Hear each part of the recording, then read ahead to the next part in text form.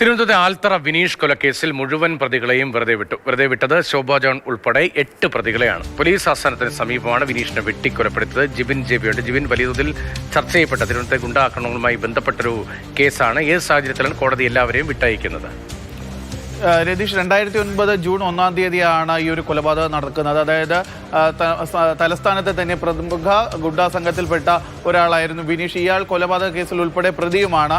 ഗുണ്ടാ സംഘങ്ങൾ തമ്മിലുള്ള ഒരു വൈരാഗ്യവും ബിസിനസ്സുമായി ബന്ധപ്പെട്ടുള്ള തർക്കങ്ങളുമാണ് ഈ ഒരു കൊലപാതകത്തിലെന്ന് കലാശിക്കുകയും ചെയ്തത്. വിനീഷ് മറ്റൊരു കേസുമായി ബന്ധപ്പെട്ട കമ്മീഷണറുടെ ഓഫീസിൽ ചെന്ന കമ്മീഷണർക്ക് മുമ്പാകെ രജിസ്റ്ററിൽ ഒപ്പുവെച്ച ശേഷം മടങ്ങുന്ന സമയത്താണ് വിനീഷിനെ ആൽത്തറ ജംഗ്ഷന് സമീപത്ത് വെച്ച കാറിൽ പിന്തുടർന്നെത്തിയ സംഘം വെട്ടിക്കൊലപ്പെടുത്തിയത്. ഇയാൾ ഇരുചക്ര വാഹനത്തിൽ പോകുകയായിരുന്ന സമയത്ത് പിന്നാലെ എത്തി കാറിലെത്തിയ സംഘമാണ് വെട്ടിക്കൊലപ്പെടുത്താൻ ശ്രമിച്ചത്. തുടർന്ന് ഇയാൾ ഈ വാഹനം അവിടെ നിന്ന് ഉപേക്ഷിച്ച് മറ്റൊരു കെട്ടിടത്തിന്റെ ഭാഗത്തേക്ക് ഓടിക്കയറിയെങ്കിലും പിന്നാലെ എത്തിയ സംഘം അവിടെ വെച്ച് തന്നെ വെട്ടിക്കൊലപ്പെടുത്തുന്ന ഒരു സാഹചര്യമാണ് ഉണ്ടായത്. ഈ കേസുമായി ബന്ധപ്പെട്ടാണ് കേപ്പൻ 1-ാം പ്രതി, അദ്ദേഹത്തിന്റെ ഭാര്യയുമായിട്ടുള്ള ശോഭ ജോണാണ് ഈ കേസിലെ 3-ാം പ്രതി. അദ്ദേഹം സംസ്ഥാനത്ത് തന്നെ ആദ്യ വനിതാ ഗുണ്ടാവ് നേതാവ് കൂടിയായ ശോഭ ജോൺ ഉൾപ്പെട്ട ഒരു കേസ്, കൊലപാതക കേസായിരുന്നു ഈ വിനീഷ് കൊലപാതക കേസ്. എന്തായാലും ഈ ഒരു കേസുമായി ബന്ധപ്പെട്ട ഈ 8 പേർ, ഇപ്പോൾ വെറുതെ വിട്ടിരിക്കുന്ന 8 പേരെയും പ്രതി ചേർക്കാനായി ആവശ്യപ്പെട്ടതും ഇവർക്ക് മേലുള്ള കുറ്റം ചാർത്തിയതും കഴിഞ്ഞ കുറച്ച് വർഷങ്ങൾക്ക് മുമ്പ് തിരുവനന്തപുരം അഡീഷണൽ ജില്ലാ സെഷൻസ് കോടതിയായിരുന്നു. പക്ഷേ മതിയായ തെളിവുകൾ ഹാജരാക്കാത്തതിനെ തുടർന്ന്, അതായത് ഈ 1 മുതൽ 8 വരെയുള്ള പ്രതികൾക്കെതിരെ മതിയായ തെളിവുകൾ സബ്മിറ്റ് ചെയ്യാൻ പറ്റാത്തതിനെ തുടർന്നാണ് ഇപ്പോൾ 8 പ്രതികളെയും ഈ കേസുമായി ബന്ധപ്പെട്ട്